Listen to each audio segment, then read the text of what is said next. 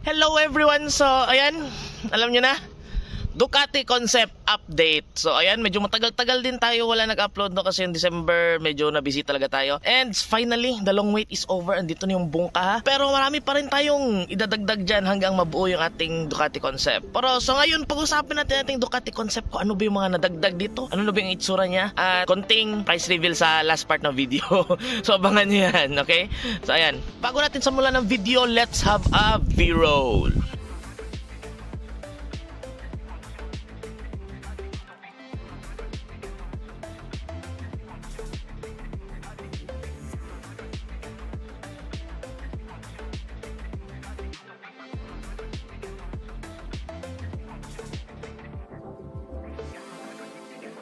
Yan, so unang tanong, sino ba gumawa nito? So ako yung owner ng motor na to, pero hindi ako yung gumawa ng buong badikit, no? Hindi ako nagpa-fiber. Ang gumawa nito is si Jay Zuena. Ayan yung logo niya. Pwede nyo i-search sa Facebook, makikita nyo yung mga gawa niya. Sobrang ganda ng mga gawa niya at isa na to doon, okay? So yun nga, bakit nga ako kay Jay Zuena nagpagawa sa dami-dami ng mga nagpa-fiber dito sa Pilipinas, no? So ayan yung resulta, nakita nyo bakit kay Jay Zuena ako nagpagawa. Despite the price, alam nyo hindi talaga to budget friendly tong kaha na to. So alam nyo yan. Yung mga iba, magagaling naman talaga mag-fiber yung mga iba, pero kung naghahanap talaga yun ng accuracy, yung accurate talaga na mukhang legit, ayan, tingnan nyo. Okay, at quality. So pakikita ko sa inyo yung mga quality talaga ng gawa niya mamaya. So for me, meron ako pagka-perfectionist kasi kaya lumaban talaga ako kay Jay Zuena. Kahit malayo ako, kahit Davao City ako, Pampanga siya, sobrang layo. Lumaban pa rin ako kasi nahabol ko talaga yung quality at accuracy. So ayan naman, kita nyo naman. Ngayon, pakita natin close up yung mga details ng kaha na to. So first natin, highlight natin. May napapansin kayo? Headlight.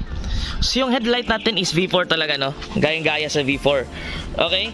So basically yung original na head ng kaha ko, ng motor ko is wala na. Wala na yung original ko na head.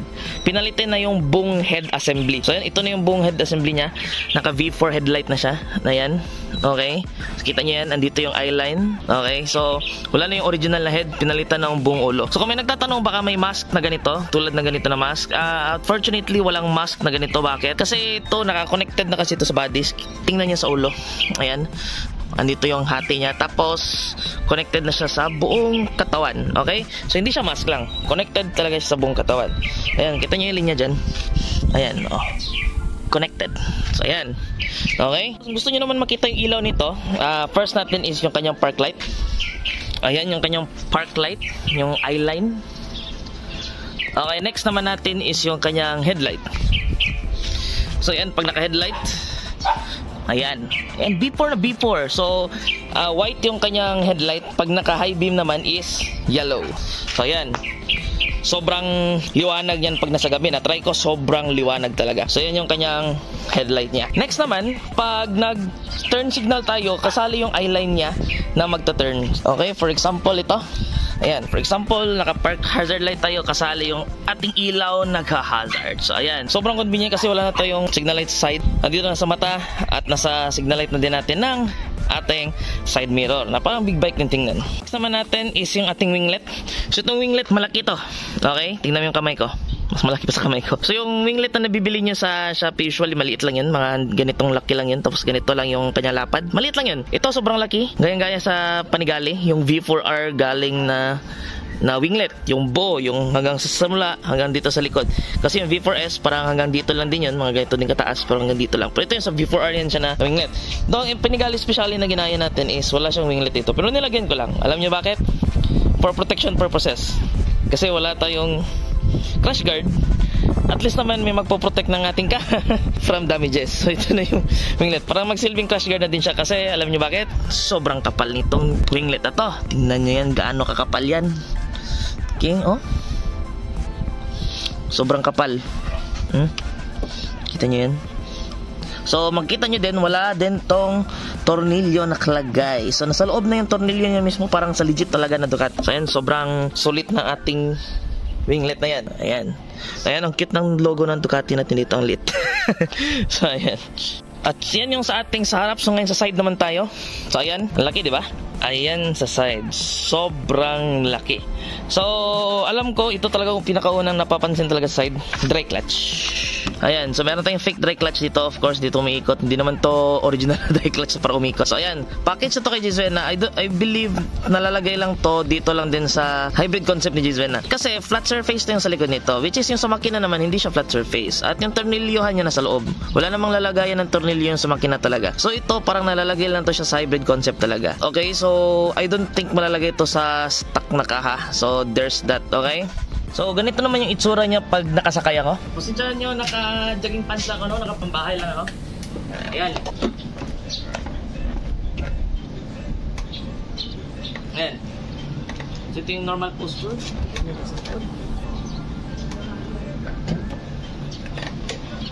At so ayun yung posture niya. So ito pa sa side, so at least hindi tumatama yung paa mo dito, no?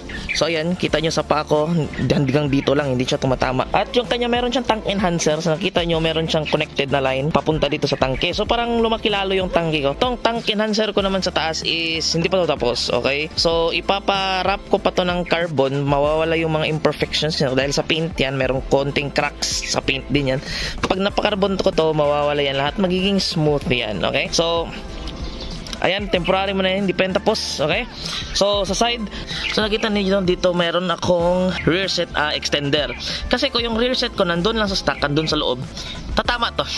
Okay? Tatama to dito, yung ating brakes natin sa paa. So, kaya nilagyan natin yung, ng extender para hindi siya tumama. At mas nasa likod siya.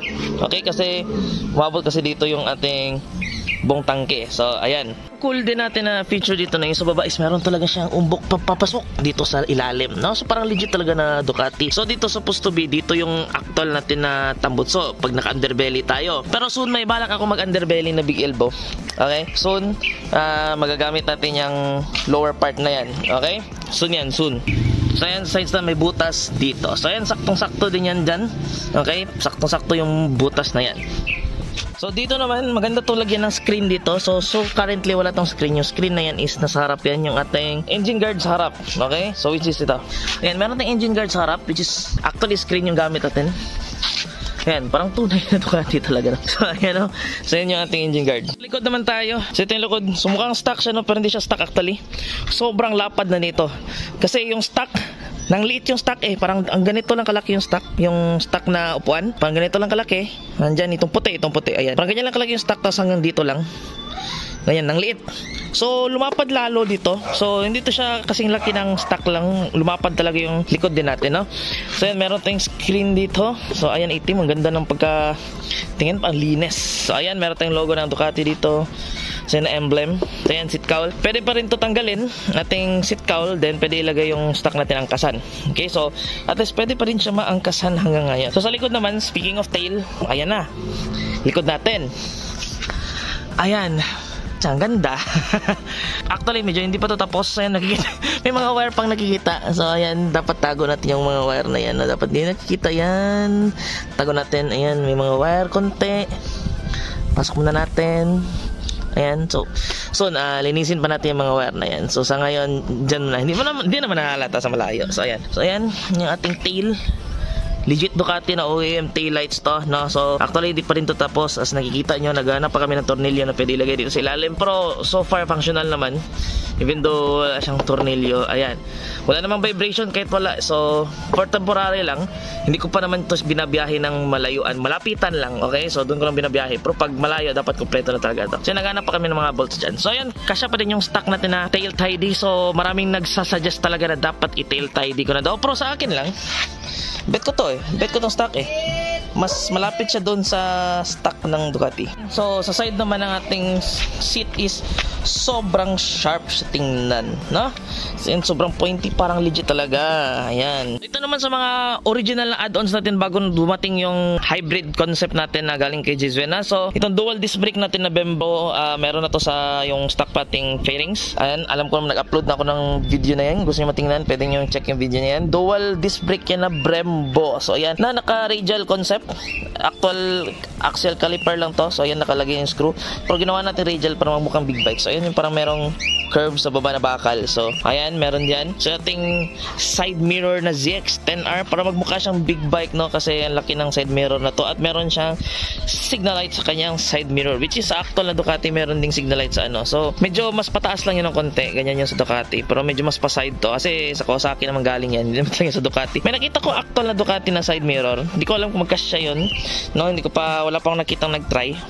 Ayoko din maging ginipig na ako yung first mag-try talaga ng Ducati na side mirror, no, kasi 4K yung presyo na nakita ko sa Shopee, 4K yung price ng original na signal light tuloy. Okay. So side mirror ng Ducati. So ayan, ayoko i-race na ako yung mauna. Gusto ko may makatry muna ng una bago ako kukuha ng side mirror ng actual na Ducati. Yung visor naman na ginamit natin sa head na to. So ayan, sobrang saktong-sakto. Fit na fit. Ayan. Fit.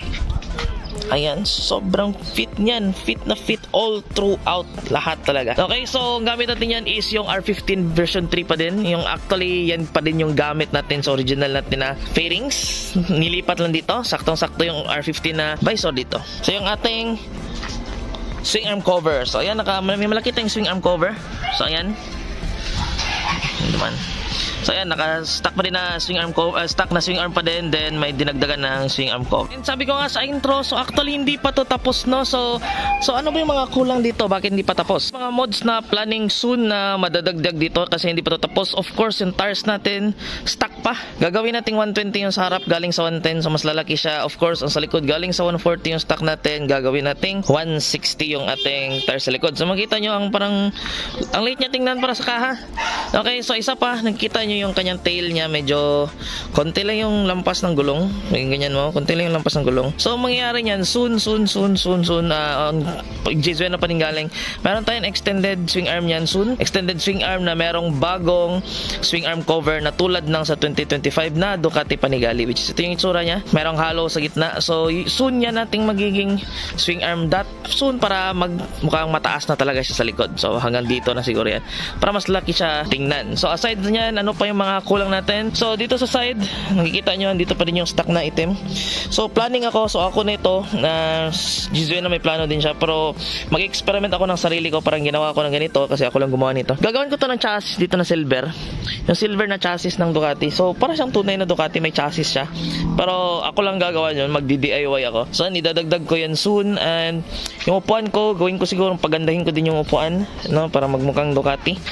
Gusto ko gawin siyang hydraulic clutch soon kasi naka-cable pa din yung clutch natin ngayon para mas smooth yung ating clutch. At the same time, hindi na tayo matakot kung baka maputol yung ating clutch.